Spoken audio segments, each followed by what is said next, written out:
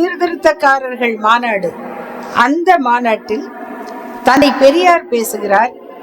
அதுல அவர் ஒரு தீர்மானத்தை முன்மொழிகிறார். அது என்ன தீர்மானம்னா, ஒரு கணவர் இறந்து விட்டால், சொத்துள்ள கணவர் இறந்து விட்டால், சொத்தில்லாத கணவர் செத்தா கொஞ்சம் தான் வருத்தம் மட்டும்தான்.